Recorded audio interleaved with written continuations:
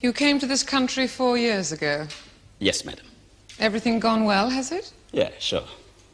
You qualified as an architect in Nigeria. Yes, madam. Did you practice architecture in Nigeria? Yes, madam. For how long? Oh, quite a time. What does that mean, quite a time? Well, you know, reasonable period. By a reasonable period, you mean 8 months? Well, you know, That is the actual period you practiced for, isn't it? Yeah, all right, but what does that matter?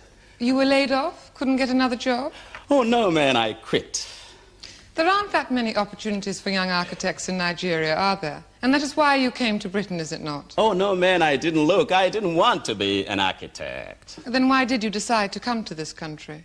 Well, I had spent enough time in an architect's office to say it wasn't for me, or not yet. I didn't want to get tied down. I wanted to see something of the world. Then you didn't come here hoping for better opportunities as an architect? Oh, no, man, I just came to dig the scene, that's all. Then why was your first action on arrival to contact the architectural firm of Bing Nickerson and Partners? Oh, I was looking for a job for 2 or 3 weeks until I found something more creative. More creative? Yeah. But you didn't get a job with Bing Nickerson, did you? No. Then what did you do? Wash dishes. Until something more creative came up. Yeah. Which was the Nirvana corset factory in Tooting. Oh, look, man, I never said that was what I was looking for. Oh, it wasn't?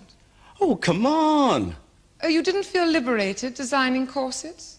I didn't design corsets. Are you sure? Of course I'm sure. Not even one? No. Or perhaps I should say a pair. How would I know?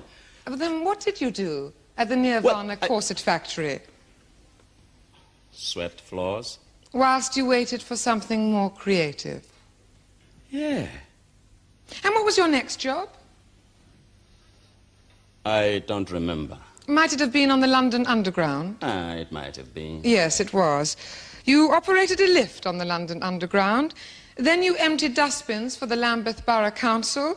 Then you dug ditches for a construction company. And then you took old people to the toilet in a terminal ward. So I moved around. Yes, you did indeed. Well, so what? Did you enjoy saying, "Mind the gates"?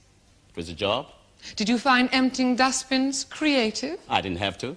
Did you find digging ditches satisfying? It was okay. Did you find complete fulfillment wiping old people's bottoms in a geriatric ward? Ah, look, man, I just did whatever came up. It seems a curious career for a graduate from the University of Nigeria. Well, I'm not on a bourgeois trip. An honors graduate, too. So what? Indeed, the top of your year. So what does that mean?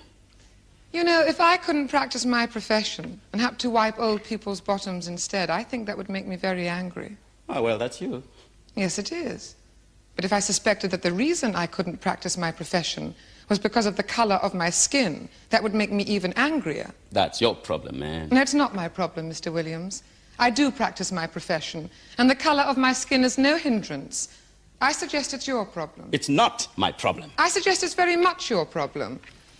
I suggest that when you were unable to practice architecture in Nigeria, you came to Britain in the hope that you could practice here. But when you arrived, you found there were very few opportunities. And you had to do a succession of menial jobs, which you found degrading. No. And you blamed racial discrimination for your plight. And became surly and uncooperative. This is nonsense. That is why you've had so many jobs. You were continually being fired, weren't you? I wasn't. Well, you were fired from the London Underground for snapping at passengers and closing the gates before most of them could get into the lift. I left of my own accord.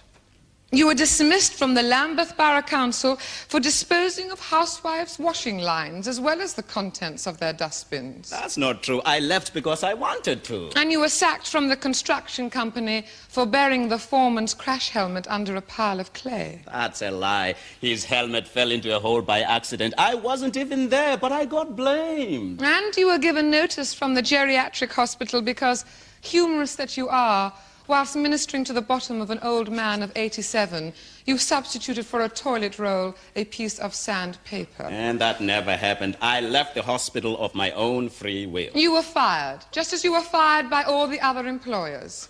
And just as you were fired from the outdoor cafe. You behaved in the cafe in the way that you have always behaved. This is all nonsense. Let us take 3 specific examples of that behavior, shall we? First of all, on the morning of Tuesday, October the 7th at 8:30 a.m., did Mr. Muir ask you to clean the hot plate? Yes. Then why didn't you do it? Well, I tried.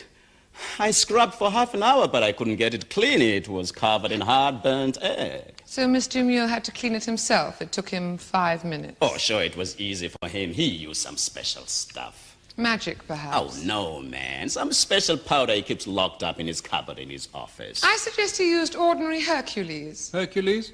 Oh, Hercules, my lord, an ordinary cleaner seen advertised on the television almost every evening. Oh, yeah. Hercules, Hercules, shifts the dirt with the greatest of ease. Oh, let's get on. Now, this cleaner is the cleaner you should have used if you hadn't refused to do what you were being paid to do. Oh.